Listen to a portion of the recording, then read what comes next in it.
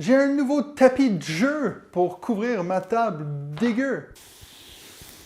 Et oui, j'ai reçu mon nouveau tapis jeu il y a quelques semaines et puis à partir de maintenant, mes vidéos auront un fond noir, donc ça va être mieux pour justement distinguer les cartes sur mes vidéos.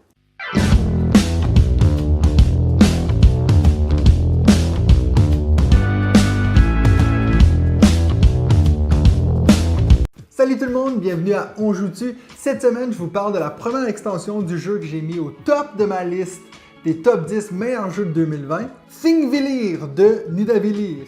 Donc l'extension nous vient encore une fois de M. Serge Laget et distribuée par BlackRock Games et Grrr Games. Donc je vous montre rapidement la mise en place, ensuite on va regarder comment jouer à cette nouvelle extension et on va finir par répondre à la question « On joue-tu à ça, Nidavellir, Thingvellir, Machiavellir ?» Alors, pour la mise en place, vous allez faire pareil comme le jeu de base. Par contre, au-dessus de la première taverne, vous allez mettre la tuile ici, la tuile camp. Et vous allez prendre le paquet de cartes qui correspond à l'âge que vous êtes, les mélanger et en placer 5 en haut. Ensuite, vous allez prendre les 6 nouveaux héros neutres qui viennent avec l'extension Thingvellir et les exposer sur les petits lutrins qui viennent avec le jeu. Prenez les petits jetons de couleur comme ceci et mettez-les à côté du jeu. Je vais vous expliquer dans quelles circonstances vous en aurez besoin. Et la dernière chose, c'est qu'on va donner à chaque joueur une carte aide-mémoire pour expliquer les habiletés des nouvelles cartes de l'extension Thingvellir. Donc, à partir de maintenant, vous êtes prêts à commencer à jouer à Nidavellir avec l'extension Thingvellir. Donc, la seule chose qui va changer dans l'extension Thingvellir, c'est qu'à partir de maintenant, on pourra prendre des cartes au camp au lieu de les prendre dans les tavernes. Pour pouvoir faire ça, vous devez absolument gagner l'enchère. Donc, ça veut dire que si, exemple, là, dans cet exemple-ci, j'ai 4 cartes ici, donc techniquement, on serait dans une partie à 4 joueurs. Donc ici, moi, je tourne un 5 et puis mes 3 adversaires ont moins d'un 5. Donc dans ce cas-ci, il n'y a qu'un adversaire, mais imaginez qu'on est 4. Donc moi, je mets 5, 3, et puis les autres, ils mettent 2 et puis 0. Ben, c'est moi qui ai gagné l'enchère, donc je ne suis pas obligé. Je pourrais quand même décider de juste venir prendre une carte ici, mais je peux aller prendre une des cartes qui sont là-haut. Si je fais ça, ben alors à ce moment-là, il y aura un choix de plus pour les cartes qui sont dans la taverne pour le prochain joueur. Parce qu'il n'y a que le joueur, je répète, il n'y a que le joueur qui a gagné l'enchère qui peut aller prendre des cartes au camp. Donc, si moi je décide de ne pas prendre une carte au camp, je prends celle-ci par exemple, le prochain joueur qui est le plus haut après moi ne peut pas lui décider de prendre une carte au camp.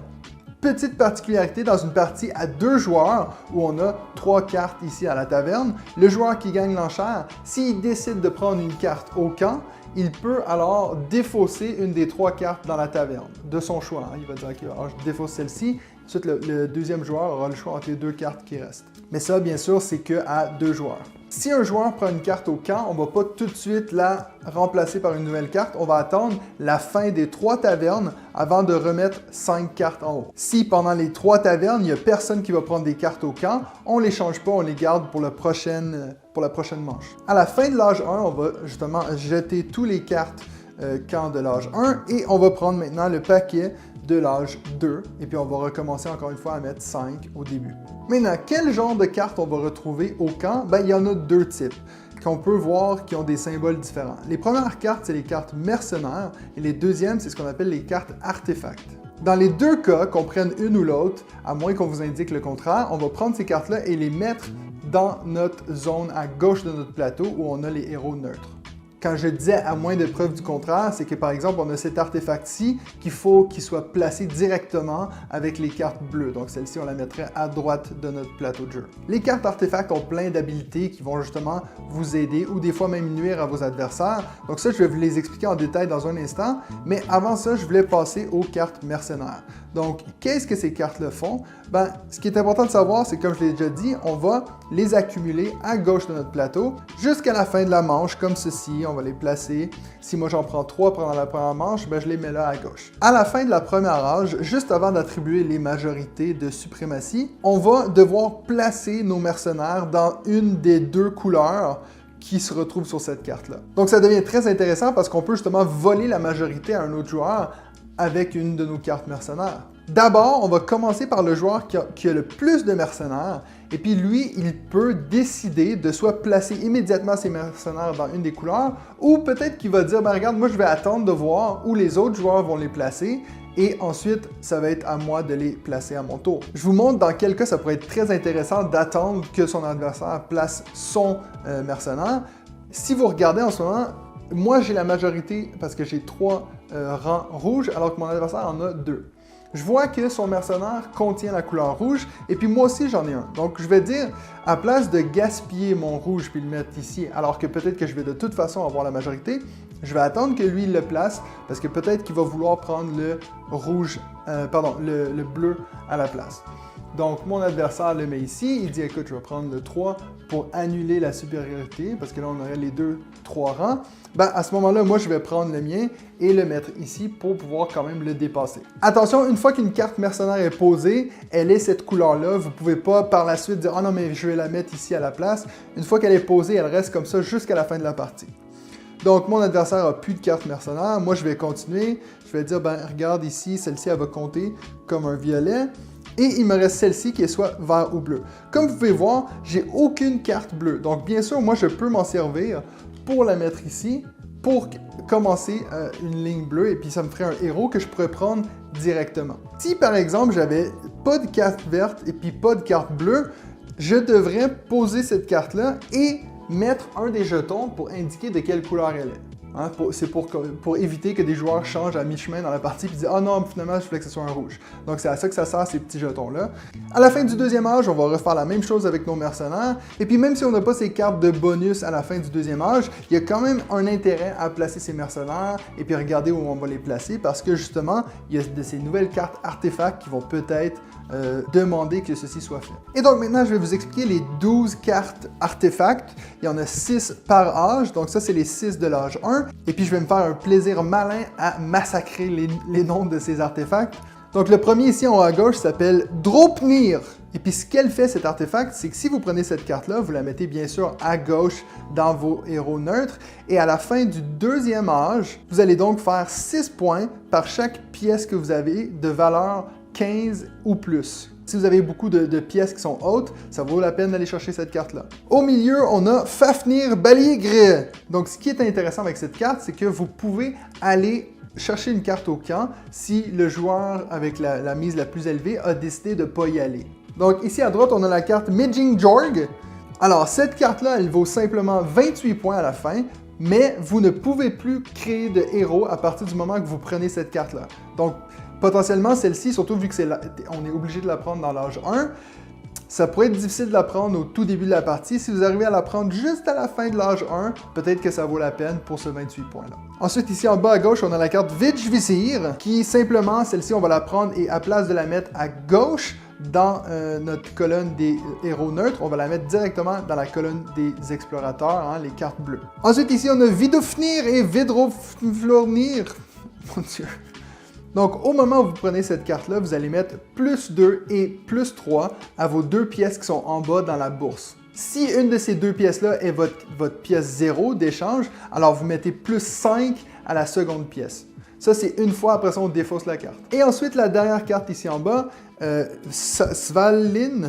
Celle-ci, à la fin de la partie, va vous rapporter 5 points pour chaque carte héros que vous aurez pris durant la partie. Ensuite, ça, c'est les 6 artefacts de l'âge 2. Si vous prenez la carte Brisingamins ici en haut, c'est que vous pouvez prendre 2 cartes qui sont dans la défausse. Par contre, à la toute fin de la partie, juste avant le décompte final, vous êtes obligé de brûler une de vos cartes. De votre choix, hein? C'est pas obligé d'être une des 2 que vous avez pris lorsque vous avez pris cette carte-là. Ensuite, on a la carte Gjallarhorn. Quand vous prenez cette carte-là, vous recrutez immédiatement une carte héros de votre choix. Ensuite, ici à droite, on a la carte Hofud. Si vous prenez la carte Hofud, les autres, ils sont obligés de défausser une carte guerrière de leur choix. Donc ça peut potentiellement bien embêter les autres. Ensuite, ici en bas à gauche, on a le Hrafnmerkil.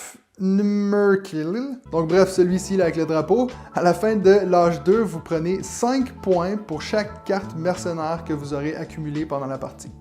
Au milieu, on a le Jarnglofl. Vous défaussez immédiatement votre pièce d'échange, donc soit le 0 ou le 3 si vous aviez gagné la majorité des cartes vertes. Ça veut dire qu'à partir de maintenant, vous ne pouvez plus échanger vos pièces, mais cette carte-ci va valoir 24 points. Moi, je l'ai utilisé l'autre fois dans une partie à la toute dernière carte que j'ai prise, donc ça, c'était excellent pour moi, vu qu'à la place de 3 points, j'ai fait 24 points. Puis finalement, on a Mjolnir! Ah, c'est le seul que je sais prononcer. Même si je dois sûrement l'avoir prononcé faux. À la fin de l'âge 2, vous gagnez 2 points par grade présent dans la colonne de votre choix. Donc si vous avez une colonne qui a beaucoup de rangs, c'est une bonne idée de venir prendre la carte Mjolnir. Je me disais justement l'autre jour que de jumeler la carte Idun avec Mjolnir, ça pourrait être pas mal parce que si vous avez beaucoup de cartes bleues, ben, ça vous fait plus 4 par carte bleue. Donc ça pourrait être un bon combo à faire. Donc ça c'est pour les 12 cartes artefacts dans le jeu. Maintenant je vous explique vite fait les 6 nouveaux héros neutres. Si vous prenez Zolkur, il va vous rapporter 10 points à la fin de la partie et aussi lorsque vous allez échanger des pièces avec votre bourse, à la place de prendre la plus grande pièce de valeur, vous allez prendre la plus petite. Ça veut dire que ça va vous permettre de augmenter vos pièces beaucoup plus rapidement. Ensuite, on a Krad ici il va vous rapporter 4 points à la fin de la partie et au moment où vous prenez cette carte-là, vous ajoutez immédiatement 10 plus 10 à votre plus petite pièce. Donc ça aussi, ça peut potentiellement vous monter dans les enchères assez rapidement. Ensuite, on a Andumia qui, elle, va valoir 12 points à la fin de la partie et lorsque vous la jouez, vous prenez immédiatement toutes les cartes qui ont été défaussées depuis le début de la partie et vous pouvez en prendre une gratuitement. Holda va vous rapporter 12 points à la fin de la partie et vous pouvez prendre immédiatement une carte qui est dans le camp.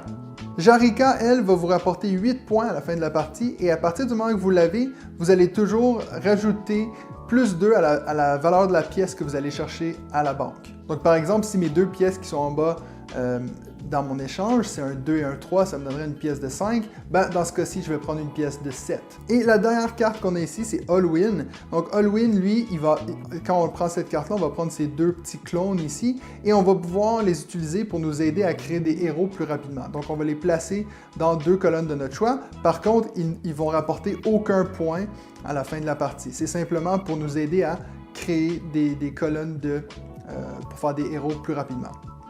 Aussi, à la fin de la partie, il va nous rapporter 9 points. Donc voilà, vous savez maintenant comment jouer à l'extension Thingvellir de Nidavellir.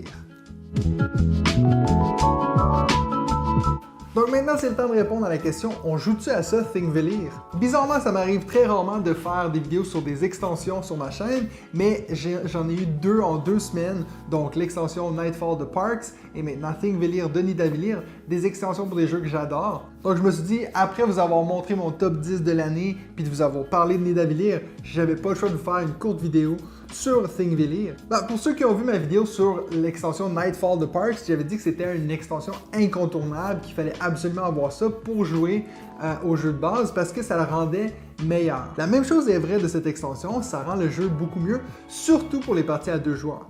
Pour ceux qui avaient vu ma vidéo sur Nidavellir, c'était la seule chose que j'ai reproché, c'était qu'à 2 joueurs, les enchères ont presque pas vraiment d'intérêt parce que s'il y a au moins 2 cartes sur les 3 qui t'intéressent, tu peux miser n'importe quoi. Par contre, maintenant, le fait que si on veut une carte au camp, on est obligé de miser plus fort que notre adversaire. Et puis en plus de pouvoir défausser une carte si on sait qu'ils veulent cette carte-là, ça peut être doublement avantageux. Donc ça améliore grandement la partie à 2 joueurs. Par contre, une chose qui était vraie pour l'extension Nightfall de Parks, qui n'est pas vraie pour Thingvellir pour moi, c'est que je me vois très bien jouer à Nidavellir sans cette extension. Je suis content si elle est là, mais si elle n'est pas là, j'ai aucun problème avec le jeu de base. Pour moi, l'extension Nightfall de Parks était essentielle, elle était incontournable. Pour Thingvellir, je dirais que c'est vrai seulement si vous jouez souvent à 2 joueurs. Je trouve que ça améliore assez le jeu de base qui avait ce problème à 2 joueurs. Donc pour ça, je dirais c'est incontournable. Par contre, si vous jouez la majorité de vos parties à 3, 4, 5 joueurs, je pense que vous pouvez attendre de le tester et puis voir ce que ça vous dit, plutôt que justement sauter dessus parce que vous avez adoré Nidavellir. Attention, je ne suis pas en train de dire que l'extension n'est pas excellente, elle est très bien. Donc si vous êtes un méga fan de jeux de société, vous achetez toutes les extensions, tout, go for it, vous allez adorer ça. Par contre, si vous êtes comme moi puis vous tombez un peu dans le piège d'acheter des extensions pour tous vos jeux, ben, je me dis c'est bien des fois de se concentrer sur ceux qui améliorent vraiment un aspect du jeu de base qui manquait. Alors c'est pas vraiment le cas avec Thingvellir, comme je vous ai dit, part pour l'aspect de joueur. Les cartes mercenaires ajoutent une belle dynamique au jeu, le fait de pouvoir peut-être contrôler l'issue des majorités. Et puis les cartes artefacts, à part être difficiles à prononcer, ils nous amènent aussi des nouvelles façons de jouer au jeu, justement de pouvoir forcer des adversaires à jeter des cartes. C'est des choses qui sont toutes intéressantes. Mais pour moi, comme je vous dis, Nidavellir à 3, 4, 5 joueurs était déjà un jeu qui était excellent. Donc que vous preniez l'extension ou pas, vous ne pouvez pas vous tromper avec Nidavellir. Donc voilà mon opinion sur la première extension de Nidavellir, Thingvellir. Si vous l'avez essayé, dites-moi dans les commentaires qu'est-ce que vous pensez. Est-ce que vous êtes d'accord que ça améliore grandement le jeu à 2 joueurs? Et puis n'oubliez pas de vous abonner à ma chaîne si vous êtes fan de jeux de société et que vous aimez ce que je fais. Et puis si vous êtes intéressé à gagner un lot de Thingvellir et Nidavellir, vous pouvez encore participer jusqu'à samedi au concours. Vous pouvez le voir sur ma chaîne, c'est la vidéo que j'ai publiée juste avant celle-ci. Donc encore une fois, un grand merci à tous les gens qui m'ont aidé à atteindre 1000 abonnés et surtout un grand merci aux 400 coups qui m'ont aidé à mettre en place ce concours. Donc c'est tout pour moi cette semaine. On se revoit la semaine prochaine pour un autre épisode de